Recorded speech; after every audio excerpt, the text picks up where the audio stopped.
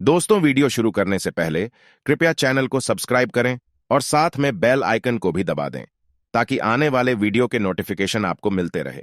दोस्तों, G20 हर जगह ये चर्चा में है, लेकिन बहुत लोगों को ठीक से पता ही नहीं है कि आखिर यह G20 है क्या। इसका नाम G20 ही क्यों है? G20 होता क्यों है? G20 की बैठक में क्या होता है? इन सभी प्रश्नों के उत्तर जानने के लिए वीडियो को अंत तक जरूर देखें। क्वेश्चन नंबर 1, G20 है क्या? दोस्तों, हकीकत तो ये है कि अगर एक देश दूसरे देशों के साथ मिलकर नहीं चलेगा तो ये दुनिया ग्रो नहीं कर पाएगी। इस दुनिया को ग्रो करने के लिए एक देश को दूसरे देशों से मिलकर चलना ही पड़ेगा।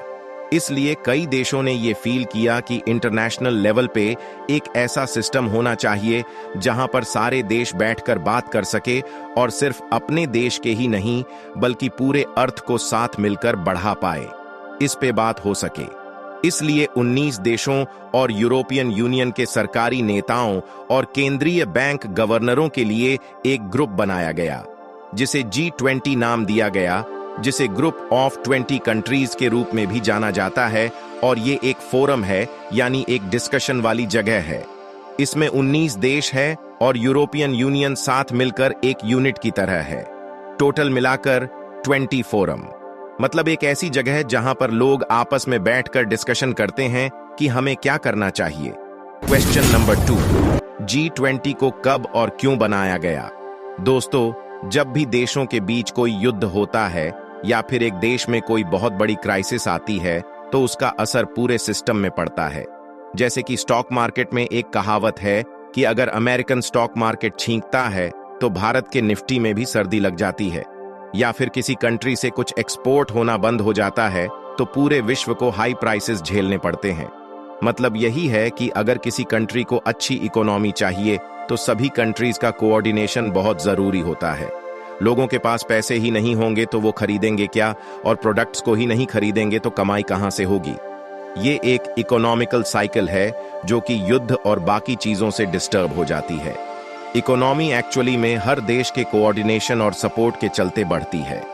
अगर साथ मिलकर सब काम ना करे तो इकोनॉमी पूरी तरह से खुल नहीं पाती। तो इसी के चलते G20 को 1999 में इंटरनेशनल इकोनॉमिक कोऑपरेशन और पॉलिसी कोऑर्डिनेशन को बढ़ावा देने के लिए स्थापित किया गया था।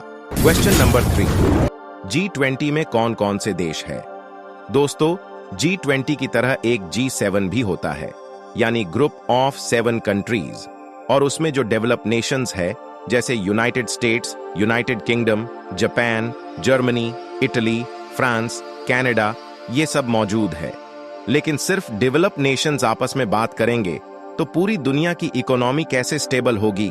ऑलमोस्ट 200 देशों में से सिर्फ 7 का ग्रुप है ये G7 यानी डेवलप नेशंस का ग्रुप। तो क्योंकि इतने से काम नहीं चलता, फिर आया G20 यानी 20 नेशंस का ग्रुप, जिसमें डेवलप्ड नेशंस भी है और डेवलपिंग नेशंस भी है और सब मिलकर आपस में बात करते हैं।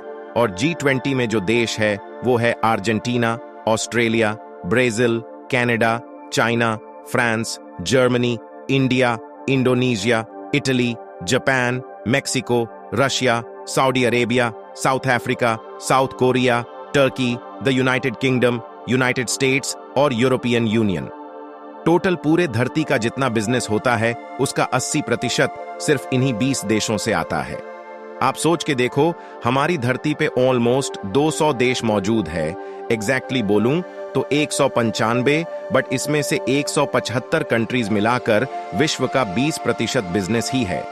बाकी जो ये सिर्फ 20 कंट्रीज है, इसी में 80% होता है ग्रोस वर्ल्ड प्रोडक्ट का, यानी GWP का। और इसलिए ये 20 देश विश्व के सबसे महत्वपूर्ण देश माने जाते हैं। क्वेश्चन नंबर 4, G20 की बैठक कब कब और कहां होती है? दोस्तों, G20 की मीटिंग हर साल होती है और इस ग्रैंड मीटिंग की ड्यूरेशन जनरली 1-2 दिन होती है। G20 मीटिंग का कोई परमानेंट प्लेस या परमानेंट हेड नहीं होता है, वो रोटेट होते रहते हैं। 2021 की मीटिंग इटली में हुई थी, 2022 की बाली में हुई थी, 2023 का ऑनर बना भारत, 2024 में ब्राजील इसका हेड बनेगा और ये ब्राजील में होगी। हर साल प्रेसिडेंसी अलग अलग कंट्रीज को मिलती है। जैसे 1 दिसंबर 2022 को ये प्रेसिडेंसी भारत को दे दी गई और इसलिए भारत अभी G20 प्रेसिडेंसी को एक्सरसाइज कर रहा है। और जैसा कि मैंने बताया, नेक्स्ट ईयर से यही प्रेसिडेंसी ब्राजील के पास होगी। G20 का कोई हेडक्वार्टर्स भी नहीं होता, क्योंकि हर साल अलग अलग देश में मौजूद अलग अलग बिल्डिंग्स को एज हेडक्वार्टर्स यूज किया जाता है। क्वेश्चन नंबर 5, G20 की बैठक में क्या होता है? दोस्तों, G20 की मीटिंग में सभी देशों के नेता और उनके वित्त मंत्री और केंद्रीय बैंक गवर्नर्स शामिल होते हैं। इस इंटरनेशनल फोरम में जो टॉपिक्स डिस्कस होते हैं वो है financial stability, climate change, sustainable development, health, agriculture, environment, anti corruption, और ये डिस्कशंस हर साल होते हैं। यानी हमारे दुनिया के जो सबसे बेसिक विषय है, जिससे इस दुनिया के लोगों की बेसिक सर्वाइवल इफेक्ट होती है, इस G20 फोरम में इसी की डिस्कशन की जाती है। जिससे इन्फ्लुएंस तो बहुत सारी चीजें होती हैं दुनिया में, लेकिन G20 के पास डायरेक्टली कुछ इन्फोर्स करने की ताकत नहीं है, एग्जीक्यूटिव पावर्स नहीं है, एबिलिटी टू एनफोर्स रूल्स ये नहीं है G20 के पास।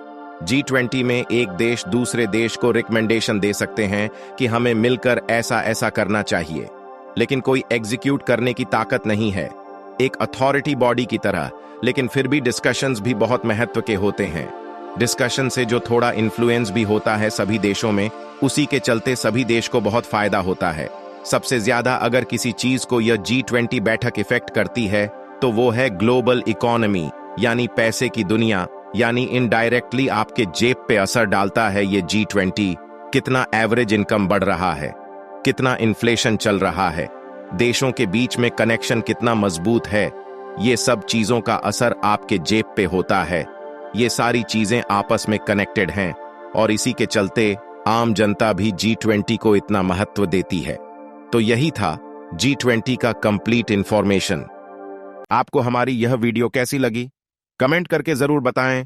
चैनल को सब्सक्राइब करें, वीडियो को लाइक और शेयर करें और प्रेस करें बेल आइकन को, जिससे आपको हमारी आने वाले वीडियोस की नोटिफिकेशन मिलती रहे।